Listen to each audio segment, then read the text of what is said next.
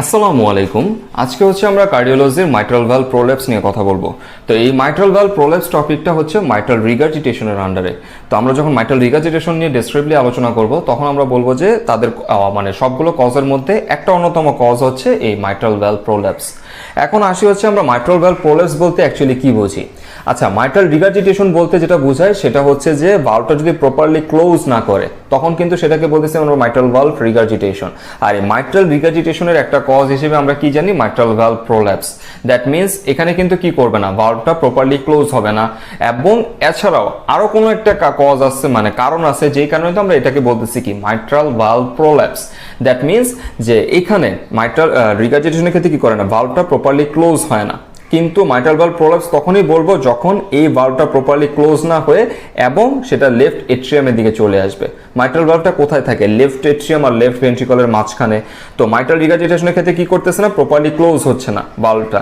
আর যখনই হচ্ছে এই ভালভটা প্রপারলি ক্লোজ না হয়ে এবং সেটা লেফট ভেন্ট্রিকল থেকে না থেকে লেফট এট্রিয়ামের দিকে চলে আসবে, দ্যাট মিনস ও এই যে ক্লোজ হচ্ছে না এট্রিয়ামের দিকে চলে আসতেছে, ক্লোজ হচ্ছে না এট্রিয়ামের দিকে চলে আসতেছে, তখনই আমরা কি বলবো, সেটাকে মাইট্রাল ভালভ প্রোল্যাপস।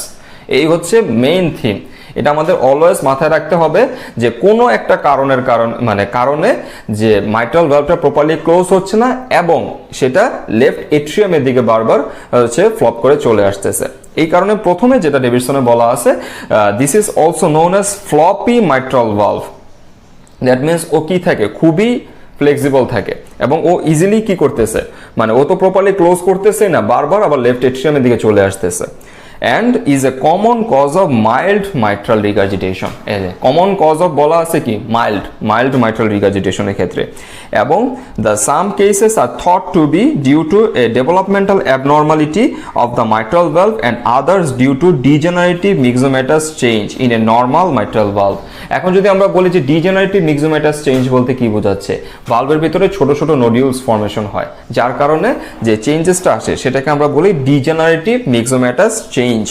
তারপর আসে হচ্ছে in its mildest form the valve remains competent but bulges back into the left atrium during systolic causing a mid systolic click but no murmur. এই কথাটা খুবই ইম্পর্টেন্ট, কারণ এখানে বলা আছে কি হচ্ছে কখন আসতেছে। এই যে বললাম যে একটু আগে যে ভালভটা তো প্রপারলি ক্লোজ করতেছেই না, বরং সে লেফট ভেন্ট্রিকলও থাকতেছে না, বারবারই লেফট এট্রিয়ামের দিকে চলে আসতেছে। তো এই কেসটা তখনই হয় ইন কেস অফ সিস্টোলিক ক্ষেত্রে। দ্যাট মিনস যখন ভেন্ট্রিকল কন্ট্রাকশন স্টার্ট করতেছে তখনই কি হচ্ছে, ও প্রেশারের কারণে ক্লোজ না করে এবং ও চলে আসতেছে কোত্থেকে, লেফট এট্রিয়ামের দিকে। এবং এই ক্ষেত্রে প্রথম অবস্থায় ক্লিক থাকে। আমাদের অলওয়েজ মাথায় রাখতে হবে ক্লিক কখন প্রডিউসড হয়। ক্লিক বলতে আমরা বুঝি যে abnormality of the ভালভস in case of opening. তো মানে যখন ভালভটা ওপেনিং হওয়ার সময়, মানে এই যে ওপেনিং হওয়ার সময় যখন সাউন্ড প্রডিউসড হয় তখন সেটাকে আমরা বলি ক্লিক। এবং এটা কখন অকার করবে, ইন কেস অফ সিস্টোলিক ক্ষেত্রে হচ্ছে। এবং প্রথম অবস্থায় কোনো মারমার প্রডিউসড হয় না। মারমার বলতে আমরা কি বুঝতাম, যে যদি আমার ভালভটা নর্মাল থাকে এবং সার্কুলেশনটা যদি অ্যাবনর্মাল থাকে, দ্যাট মিনস হাইপার ডাইনামিক থাকে, তখন মারমার প্রডিউসড হয়। অথবা হচ্ছে যে মারমারটা আরেকটা কেসেসের ক্ষেত্রে হয় যখন আমার ভালভে হচ্ছে কোনো প্রবলেম আছে।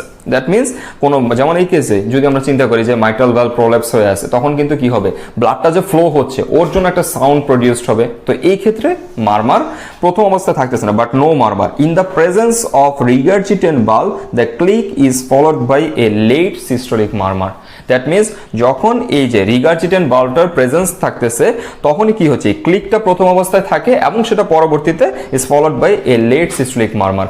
আমরা ভিডিওর শেষে যে স্ট্যান্ডিং পজিশনে কি ধরনের ক্লিক পাবো বা কতটুকু মারমার পাবো, বা স্কোয়াটিং পজিশনের ক্ষেত্রে আমরা ক্লিক কতটুকু পাবো বা মারমার পাবো, সেই নিয়ে হচ্ছে আলোচনা করব। এরপরে আসে হচ্ছে progressive elongation of the chorda tendoni leads to increasing mitral regurgitation, and if chordal rupture occurs regurgitation suddenly becomes severe. এতক্ষণ ধরে বলতেছিলাম যে ও প্রপারলি ক্লোজ তো করতেছেই না, বরং ও লেফট ভেন্ট্রিকলের দিকে না থেকে লেফট এট্রিয়ামের দিকে বারবার চলে আসতেছিল।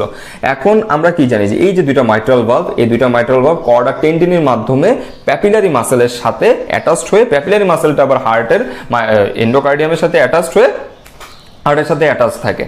এখন কোনো একটা কজের কারণে যদি কি হয়, কর্ডা টেন্ডনিটা বারবার কি হয়েছে, আস্তে আস্তে ইলংগেশন ডেভেলপ করতেছে, তখন ভালভটা যখন প্রপারলি ক্লোজ করতো, মানে নর্মাল অবস্থাতে কি ছিল, কর্ডা টেন্ডনিটা ছিল, ও কিন্তু কি করতে দিত না, লেফট ভেন্ট্রিকল থেকে লেফট এট্রিয়ামের দিকে মাইট্রাল ভালভটাকে যেতে দিত না, বারবারই হচ্ছে আটকে ধরে রাখতো। কিন্তু যখনই কি হচ্ছে, এই কর্ডা টেন্ডনিটার ইলংগেশন হয়ে যাচ্ছে, তখন কিন্তু ও যখন মানে প্রপারলি কি ক্লোজ করতে পারবে, কখনোই কিন্তু না। তখন কি হবে, যখন আস্তে আস্তে ইলংগেশন হওয়া শুরু করবে, তখন ওরও কিন্তু কি হওয়া শুরু করবে, লেফট ভেন্ট্রিকল থেকে লেফট এট্রিয়ামের দিকে যাওয়া শুরু করবে। সো এই জিনিসটা হচ্ছে মাথায় রাখতে হবে।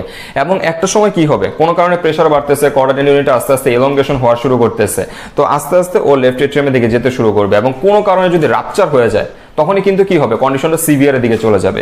এই কথাটাই বলা আছে পরবর্তীতে, যে if chordal rupture occurs, regurgitation suddenly becomes severe. So এই কথাটা খুবই ইম্পর্টেন্ট, যে progressive elongation of the chorda tendineae leads to the increasing mitral regurgitation. তার মানে আস্তে আস্তে মাইট্রাল রিগার্জিটেশনটাকে কি করতেছে, বাড়াচ্ছে, এবং কোনো কারণে যদি রাপচার হয়ে যায়, তখনই কিন্তু কি করবে, ও লেফট ভেন্ট্রিকল থেকে লেফট এট্রিয়ামের দিকে যাওয়া শুরু করবে। And the mitral valve prolapse is associated with a variety of typically benign arrhythmias. এখানে বিনাইন অ্যারিথমিয়াস থাকবে, এটিপিক্যাল চেস্ট পেইন থাকবে, and a very small risk of the embolic stroke or transient ischaemic attack. That means এই ক্ষেত্রে যদি হচ্ছে আমরা কি করতেছে, মাইট্রাল রিগার্জিটেশনের ক্ষেত্রে প্রথম অবস্থায় যদি থ্রম্বোসিস হয়, পরবর্তীতে যদি থ্রম্বো এম্বোলিজম করেও সারা বডিতে চলে যায়, তখন কিন্তু কি হবে, যে ও কোনো যখন ছোট আর্টারির দিকে যাবে, দ্যাট মিনস আমার ব্রেনের যে সার্কুলেশনটা থাকে, ব্রেনের যে ব্লাড ভেসেলগুলো, ওগুলো কিন্তু কি থাকে, খুবই ন্যারো থাকে। তো যার কারণে ও যদি ওইখানে চলে যায়, তখন ও এম্বোলাইসে ইনফার্কশন করতে পারে, তো সেক্ষেত্রে স্ট্রোক ডেভেলপ করতে পারে, বা ট্রানজিয়েন্ট ইসকেমিক অ্যাটাকের কথা বলতেছে। And the other causes of mitral রিগার্জিটেশনের ক্ষেত্রে যেটা বলা আছে, যে mitral valve function depends on the chorda tendineae and their papillary muscles.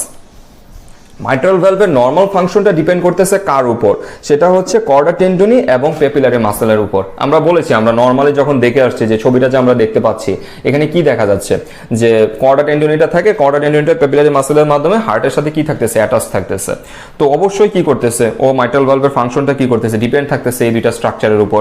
এবং dilatation of the left ventricle distorts the geometry of this and may cause mitral regurgitation. তো dilatation of the left ventricle distorts the geometry of this and may cause mitral regurgitation.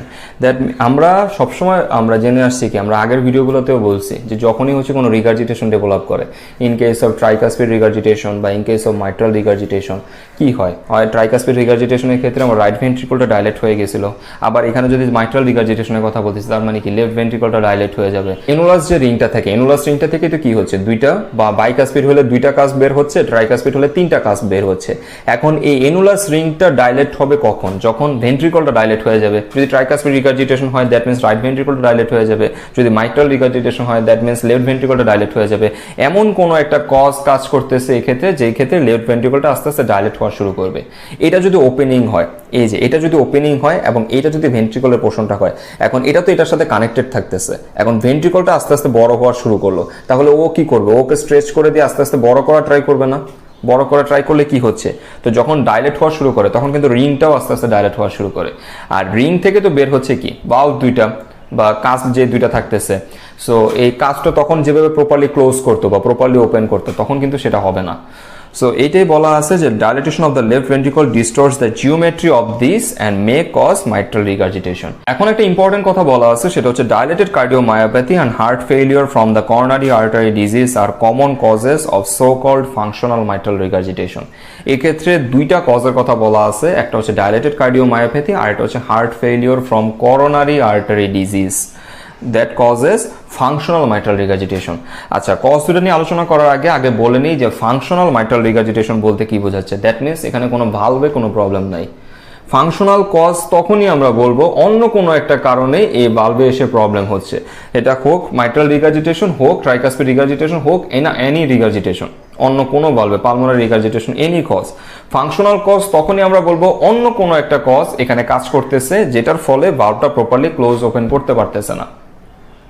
So এখানে যেটা কি হচ্ছে, dilated কার্ডিওমায়োপ্যাথির কথা যদি আমরা চিন্তা করি, ডাইলেটেড কার্ডিওমায়োপ্যাথির ক্ষেত্রে কি হয়, ভেন্ট্রিকলটা ডাইলেট হয়ে যায়। তো একটু আগে যেটা বলতেছিলাম যে ভেন্ট্রিকলটা যদি ডাইলেট হয়ে যায়, তাহলে রিংটা অবশ্যই স্ট্রেসড হয়ে যাবে, ডাইলেট হয়ে যাবে, তাহলে কাজগুলো যেভাবে ওপেন বা ক্লোজ করতেছিল সেটা পারবে না।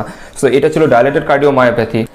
Heart failure from coronary artery ডিজিজের কথা এই ক্ষেত্রে কেনই বলা হলো যে করোনারি আর্টারি ডিজিজ যদি থাকে দ্যাট মিনস আমার যে করোনারি আর্টারিগুলো থাকতেছে রাইট অ্যান্ড লেফট করোনারি আর্টারিগুলো দ্যাট মিনস করোনারি আর্টারিটা যেটা নেমে যাচ্ছে ভেন্ট্রিকলকে সাপ্লাই দিচ্ছে ওই আর্টারিটাতে যদি কোনো ধরনের অ্যাথেরোস্ক্লেরোসিস থাকে অ্যাথেরোস্ক্লেরোসিস হলে কি হবে ওই আর্টারিটা ব্লক হয়ে যাবে আর আর্টারিটা যদি ব্লক হয়ে যায় তাহলে কিন্তু ও প্রপারলি সাপ্লাই পাবে না তো প্রপারলি যদি সাপ্লাই না পায় ভেন্ট্রিকলটা আস্তে আস্তে সেলুলার ডেথ হতে থাকবে দ্যাট মিনস প্যাপিলারি মাসেলটা তো কি আছে এই ভেন্ট্রিকলটার সাথে অ্যাটাচড আছে তো প্যাপিলারি মাসেলটা যেভাবে ফাংশন করার কথা ও কিন্তু প্রপারলি ফাংশন করতে পারবে না দ্যাট মিনস ও আবার কর্ডা টেন্ডনিকে কি করবে প্রপারলি ফাংশন করতে দিবে না তাহলে কি হবে আস্তে আস্তে মাইট্রাল রিগার্জিটেশন ডেভেলপ করা শুরু করবে তো এই কারণে বলা যায় heart failure from coronary artery disease আর the common causes of so called functional mitral regurgitation endocarditis is an important cause of acute mitral regurgitation endocarditis develop করতেছে পেশেন্টের সেটা হচ্ছে একটা acute mitral regurgitation এর কজ হিসেবে হচ্ছে আমরা আলোচনা করে পাচ্ছি তো আমরা যেটা নিয়ে আলোচনা করতেছিলাম যে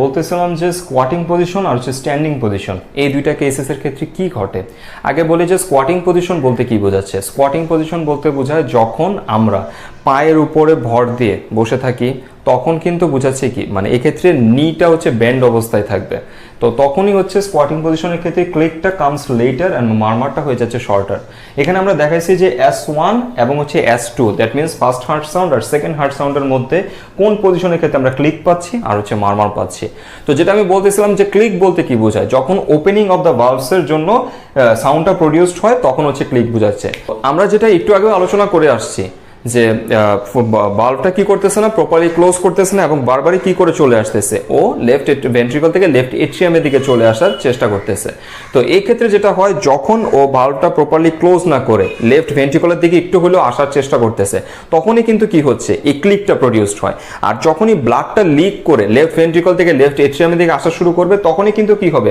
মারমারটা প্রডিউসড হবে এই কারণেই বলা যায় murmurs blood leaks backward from left ventricle to the left atrium that means click বলতেছি যখন ভালভটা ক্লোজ করতেছে না প্রপারলি এবং স্টার্টিং করতেছে তখন যে সাউন্ডটা প্রডিউস হচ্ছে ভালভটা ওপেন হওয়ার জন্য তখন সেটাকে বলতেছে ক্লিক আর যখন ব্লাডটা লেফট ভেন্ট্রিকল থেকে ব্যাকওয়ার্ড ফ্লো হয়ে লেফট এট্রিয়ামের দিকে চলে আসবে তখন সেটাকে বলবো হচ্ছে আমরা মারমার তো এই ক্ষেত্রে স্কোয়াটিং পজিশনের ক্ষেত্রে এই যে ক্লিকটা S1 আর S2 একটু লেটের দিকে আসতেছে যার কারণে কি হচ্ছে মারমারের যে পোর্শনটুকু থাকতেছে সেটা কিন্তু কি পাচ্ছি আমরা শর্ট পাচ্ছি আবার যখন স্ট্যান্ডিং পজিশনে থাকে তখন কিন্তু ক্লিক কি করতেছে তাড়াতাড়ি আসতেছে দ্যাট মিনস এই যে ক্লিকের যে পজিশনটা ইটস কাম সুনার তো যার কারণে মারমারটা লং টাইম ধরে পাচ্ছি সো এই ছিল আমাদের কথাবার্তা স্কোয়াটিং পজিশনের ক্ষেত্রে আমরা কি পাচ্ছি আর স্ট্যান্ডিং পজিশনের ক্ষেত্রে আমরা কি পাচ্ছি তো আজকের আলোচনা এতটুকুই মাইট্রাল ভালভ প্রোল্যাপস নিয়ে তো আমার কথাবার্তায় কোথাও যদি ভুল ত্রুটি থেকে থাকে তাহলে অবশ্যই আমাকে জানাবেন অ্যান্ড মেডিসিন স্টাডি এক্স চ্যানেলটি সাবস্ক্রাইব করতে ভুলবেন না অ্যান্ড অ্যাজ অলওয়েজ